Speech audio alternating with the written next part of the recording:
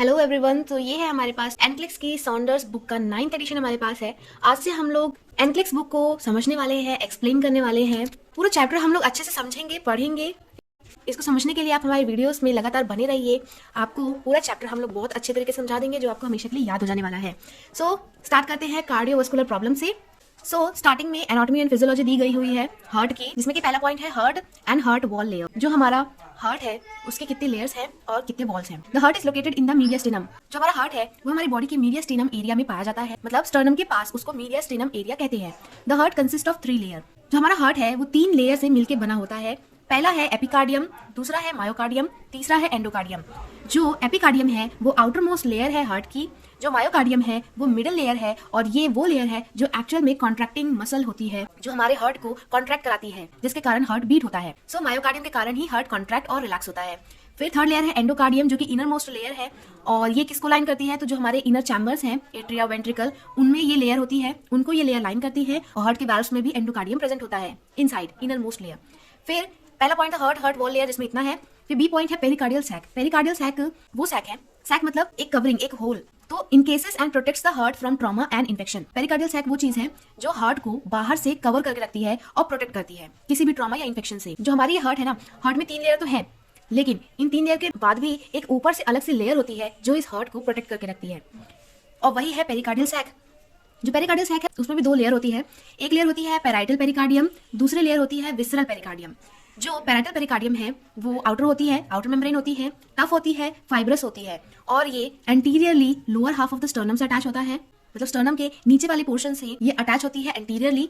Posteriorly ये attach होती है, मतलब पीछे से ये थोरैसिस वर्टेब्रा से अटैच होती है, और इंफीरियरली मतलब नीचे की साइड से ये डायफ्राम से अटैच होती है।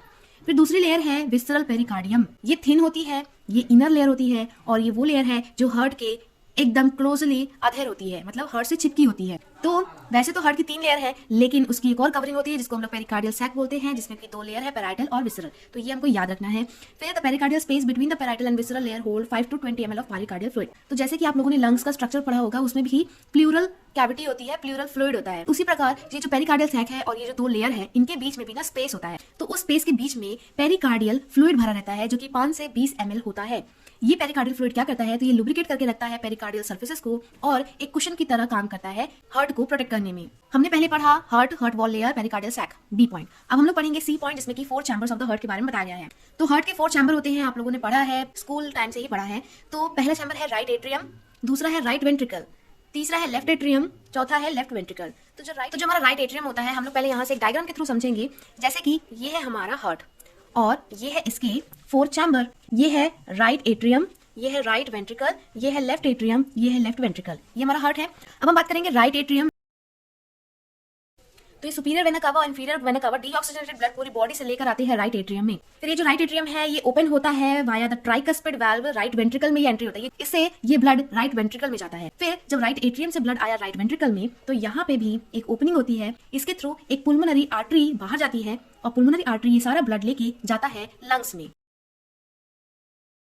और फिर ये लंग्स उस डीऑक्सीजनेटेड ब्लड को ऑक्सीजनेट करके फिर ये वापस भेजता है लेफ्ट एट्रियम में, कि ये inferior vena cava superior vena cava लेके आया ब्लड, पूरी बॉडी से डीऑक्सीजनेटेड ब्लड लेके आया राइट एट्रियम में, राइट एट्रियम से वो ब्लड गया राइट वेंट्रिकल में, राइट वेंट्रिकल से ये सारा ब्लड पुल्मोनरी आर्टरी के थ्रू लंग्स में गया प्यूरिफाई होने के लिए, मतलब ऑक्सीजनेटेड होने के लिए। फिर लंग्स ने जब उस ब्लड को ऑक्सीजनेटेड कर दिया, तो ये सारा ब्लड लंग्स ने भेजा लेफ्ट एट्रियम में, और लेफ्ट एट्रियम में आने के बाद ये सारा ब्लड आया लेफ्ट वेंट्रिकल में। लेफ्ट वेंट्रिकल में अब ये तो ऑक्सीजनेटेड ब्लड है जो हमारी बॉडी को चाहिए, तो ये लेफ्ट वेंट्रिकल जो है ये इसी ब्लड को पूरे बॉडी में सप्लाई कर देगी थ्रू आयोटा। तो इस तरीके से ये पूरा सर्कुलेशन चलता है, और यही है 4 वाल्व की फंक्शन, और कैसे ब्लड फ्लो होता है आप लोगों ने इसे समझ लिया। तो इसमें यही लिखा था। इसमें एक चीज नोट करने वाली है कि जो लेफ्ट वेंट्रिकल है वो हमारा लार्जेस्ट और मोस्ट मस्कुलर चैम्बर होता है, जो हमारा लेफ्ट वेंट्रिकल है, क्योंकि लंग से प्यूरिफाई ब्लड आ रहा है लेफ्ट एट्रियम में और जा रहा है लेफ्ट वेंट्रिकल में।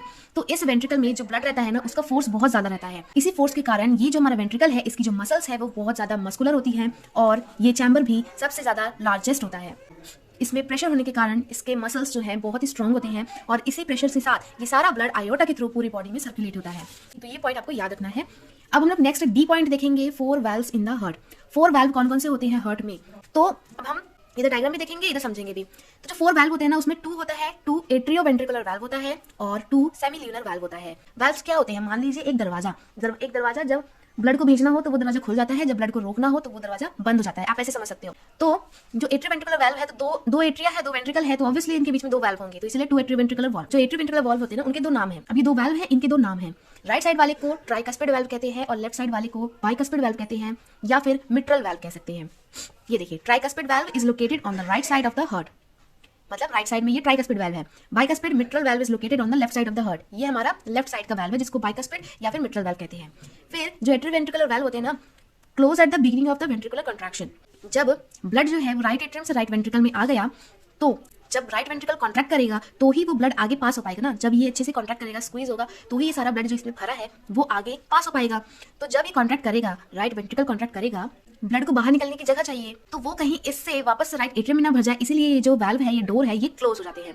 तो यही लिखा है, the atrioventricular valve close at the beginning of the ventricular contraction and prevent blood from flowing back into the atria from the ventricle, ताकि ब्लड वापस से एट्रियम में ना चले जाए, इसीलिए वाल्व बंद हो जाते हैं। और ये वाल्व कब खुलते हैं? जब ये पूरा ब्लड पास हो जाता है आगे, तो ये वेंट्रिकल खाली हो जाते हैं, जिसके कारण ये वाल्व दोबारा खुल जाते हैं ताकि जो ब्लड है वो वापस से वेंट्रिकल में आ जाए।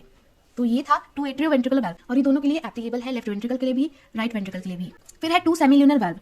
सेमिल्यूनर वाल्व कौन से होते हैं? ये वाल्व जो राइट वेंट्रिकल और लेफ्ट वेंट्रिकल से आगे ब्लड पास कराते हैं, इधर पे वाल्व होते हैं।